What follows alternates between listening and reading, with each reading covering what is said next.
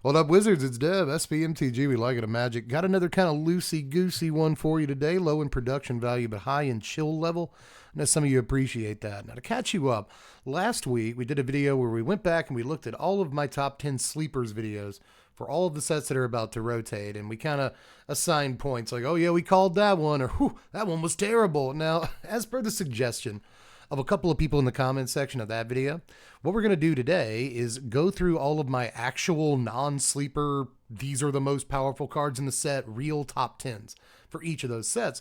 And we're going to review them in kind of a similar way. I thought that sounded like a fun time, and I think you guys will have a pretty fun time with it too. But one quick caveat, we're going to do things literally opposite to how we did them last time, right? We assigned points. We said, oh, we called that one. We knew that was a good card. Nobody else did, and blah, blah. And we kind of tallied up the points at the end of the video, see how many hits we got. I'm going to do a similar thing, but again, basically the opposite of that. If I think that a card's going to be amazing and it ends up doing both diddly and squat, right? Both of those things, then I think we'll assign points for that. And it's going to be kind of like golf, right? A high score at the end is going to be indicative of a bad job that I did. So let's go ahead and get into it now, knowing all the ground rules. I guess we'll start with Midnight Hunt, the first set in the release schedule chronologically of all of these. Don't over-explain it, Dev. They get it.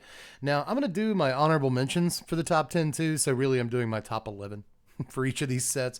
And we start with Burn Down the House, and a pretty good looking Dev. That's a good look to start with too. Fujiwara Tofu shot wearing a little jade cat necklace.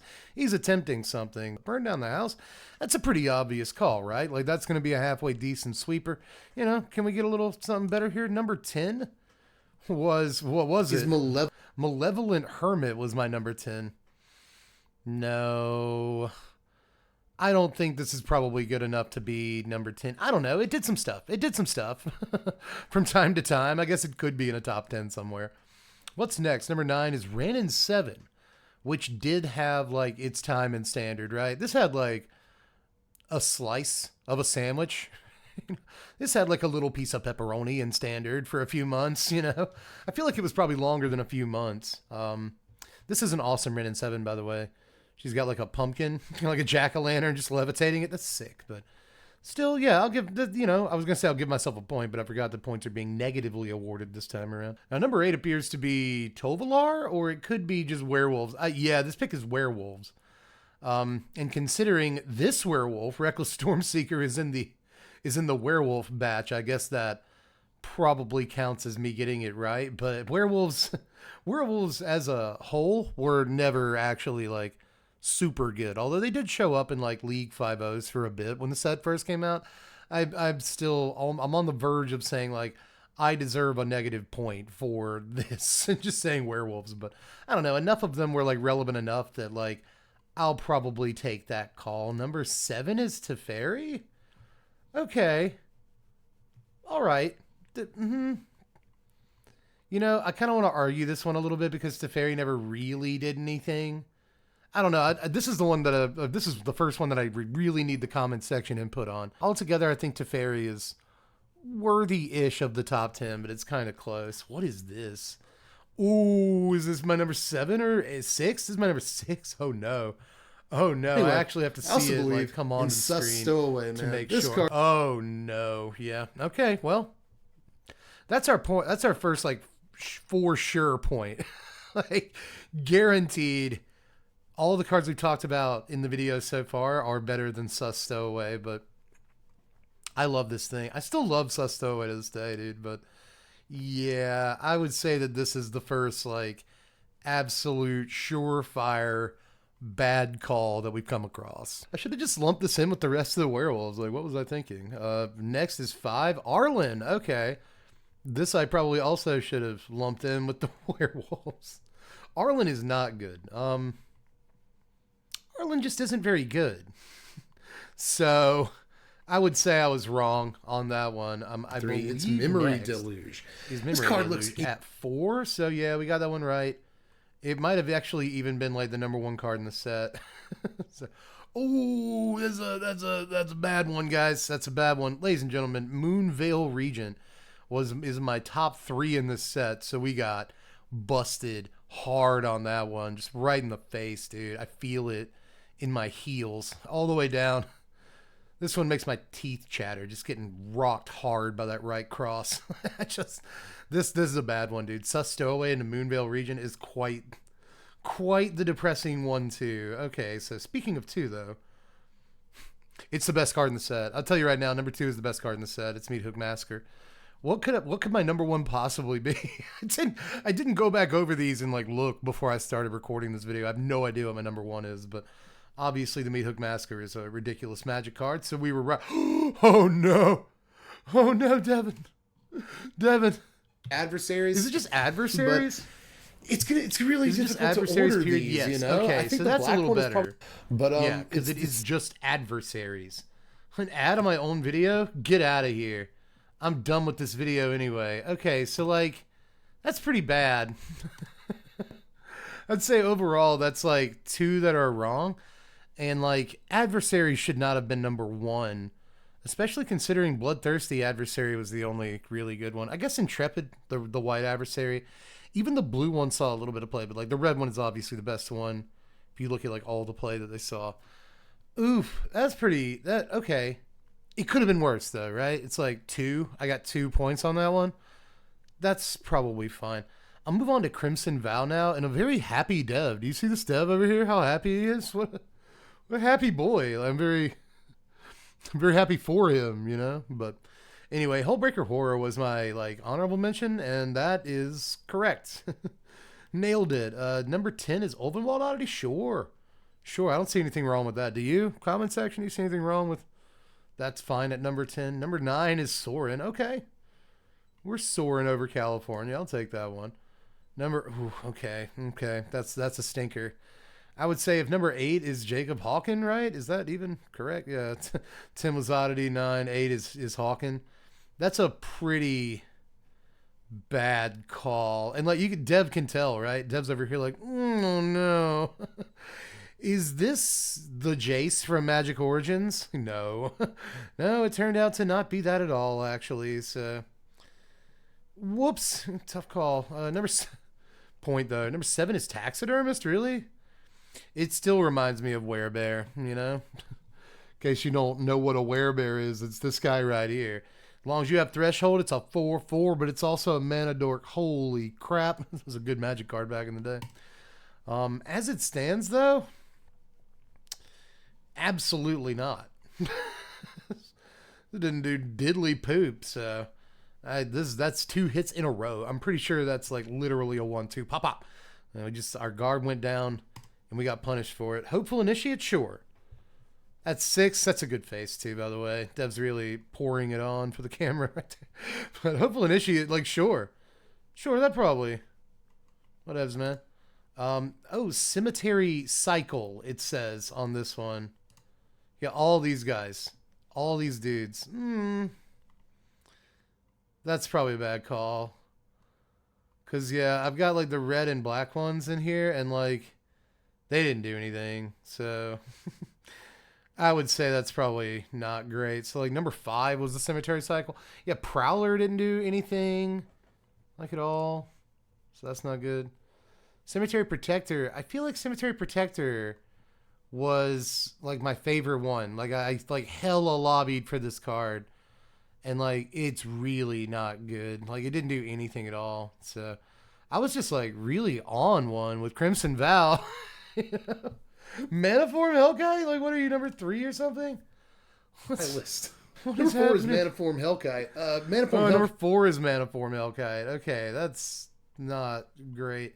I don't know. Like this card was fun for a while, but I wouldn't say that this was ever like truly important. Number 3 is Thalia. Am I right? Number 3 is Thalia. Actually, it's number 3? Thalia Yes, at okay, number so 3. I that's think this fine, will right? do a lot to combat Thalia's fine. the Epiphany deck. Alchemist Gambit number 2. You can't foretell no. Hi everybody. You may not notice the very subtle change, but this is in fact editing Dev now. I'm in the editing booth. And my silly self apparently talked over my other silly self the entire time. We were both talking about overcharged amalgam, so you couldn't understand either one of us, past Dev or present Dev. And it was just a really stupid thing to do when you're recording a video. So yeah, my number 1 for Crimson Vow was overcharged freaking amalgam, to just like let you know just how off the rails I was in Crimson Vow. You know, I really didn't know what was going on with the set at all. I mean, I guess I can understand why this would be my number one, but still, retrospectively, with the benefit of hindsight, what was it? What was I doing? As a matter of fact, I'm pretty sure this big sack of meat over here is going to talk over himself again a little bit for Kamigawa. So as editing dev, I'm going to take on the responsibility of just going through the first few cards in Kamigawa to make absolutely sure this doesn't happen again, because it's silly when it does happen and I want to slap myself. But yeah, my number 11 for Kamigawa was Tezzeret, Betrayer of Flesh. I would say we probably get a bad point on that one. I think we messed that up. Number 10 seriously is Colossal Sky Turtle, which I do want to lobby for a little bit, but Colossal Sky Turtle probably should have actually just been my honorable mention or something. And then Secluded Courtyard was my number 9, which I will almost stand by, even though Secluded Courtyard didn't actually do that much, but it was around when we needed it, and soldiers and stuff like that. But here's where things get kind of bad. My number 8 was, and this is the one where I talk over myself the most. But number 8 is the Invoke cycle. And this one, I rate them, and this is the sad part, right? I rate each Invoke, and I say the blue one, and then the black one, and then the white one, then the green one, and then the red one. And if you heard that correctly, I rated the one that is now banned in standard. I rated that the 4th out of 5. So that is, I kind of want to give myself a negative point just for that mess up. But let's move on. I think I can kick it back to regular old Dev now, doing his job, trying his absolute best. Tamio, what is Aunt Tammy? What even 7 is Aunt Tammy? Okay, that's terrible. No, I really wish she'd have done something at some point, but she never did she? All right, I think if I remember correctly, number 6 is not Nashi. Number 6 is Ninjas. Yeah, I cheated here. Number 6 is Ninjas. And I kind of can't think of a good ninja. One that actually saw play, so I sort of deserve a point here. Can you think of a good ninja? I guess Biting Palm Menace or whatever it's called. I forget what the one that makes you discard a card, or you exile the card for something like that. That card's fine, but still didn't really see much play in the scheme of things. Number 5 would be Light Paws. It's such awesome art too. God, it's a gorgeous Magic card. But no, dude, Light Paws is a wide miss. All day. We get a point for that.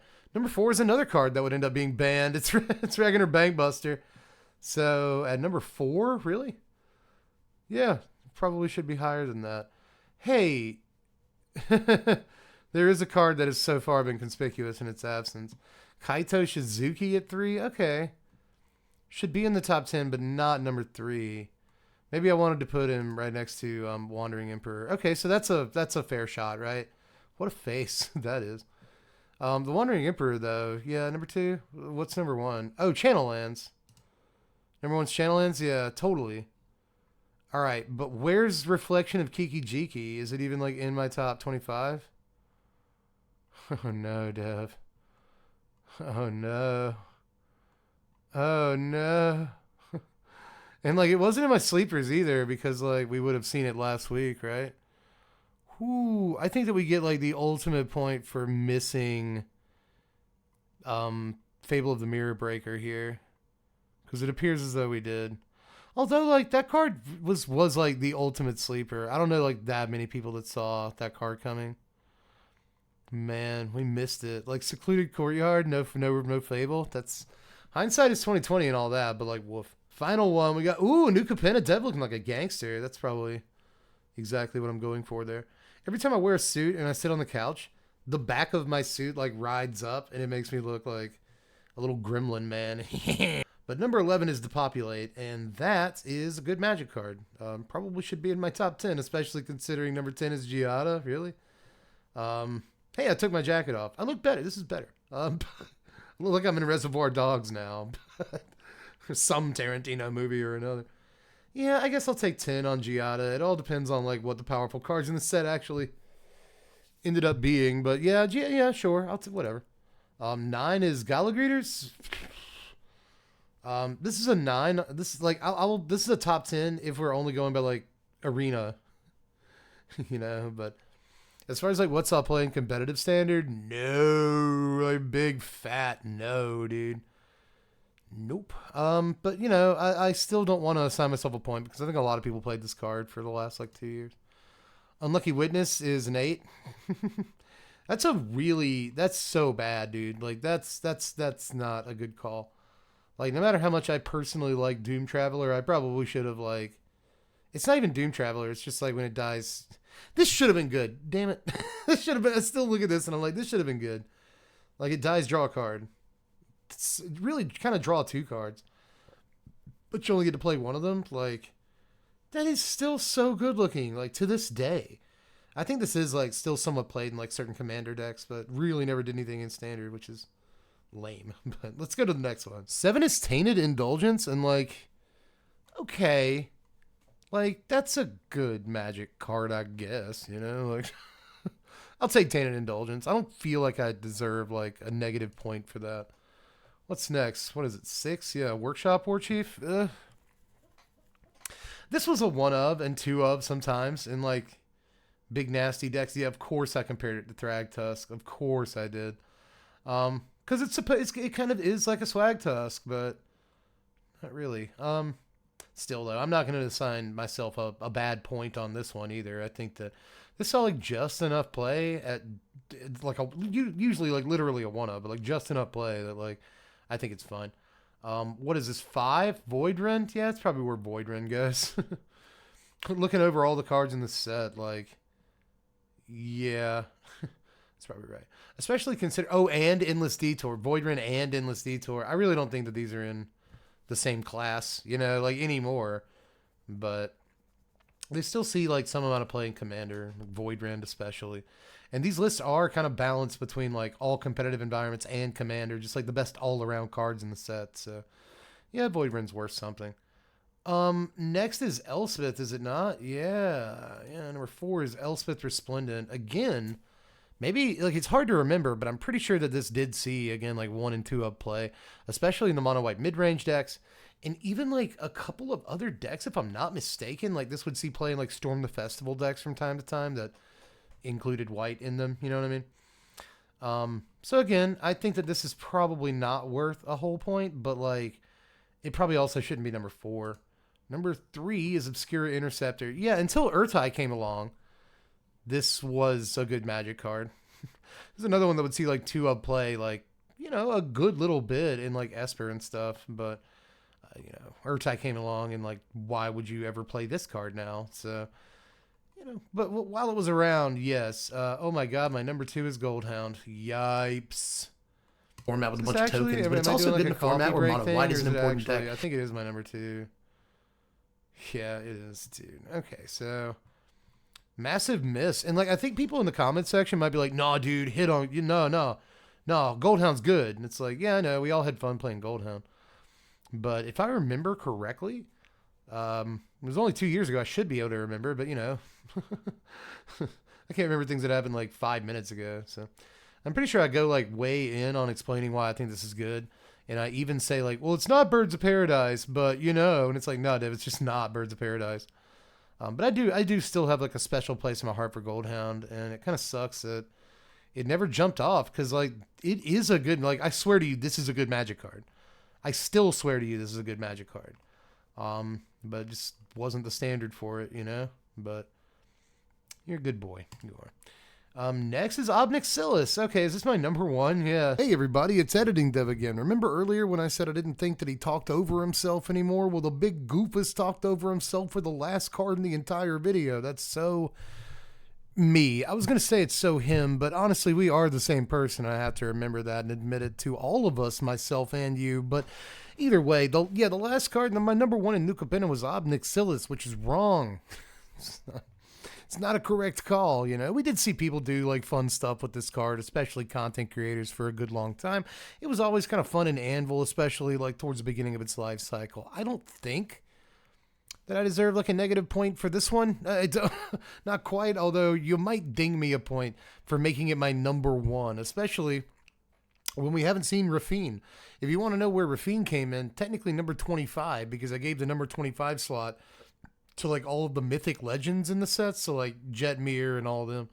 I just kind of lumped Rafine in with like Falco Spara and was like, yeah, these are all the same power level of card. Like, come on, man. Like, Rafine is obviously like one of the most powerful cards in the entire set. So weird that wasn't in my top 10, and Obnixilis is, but you know, we all sometimes get fooled by 3-mana Planeswalkers, but this is a better 3-mana Planeswalker than like Wrenn and Realmbreaker so far. It's not like it's the worst Planeswalker in the world. We had a lot of fun. It did some cool stuff. So again, I don't think I deserve a point here, but yeah, let me kick it back to actual recording, Dev, to kind of finish things off here. Let's polish it, Dev. Let's bring it home. Anyway, I've spent like way too long jacking my jaw and taking your ear from you. So I'm going to let you get back to your loved ones.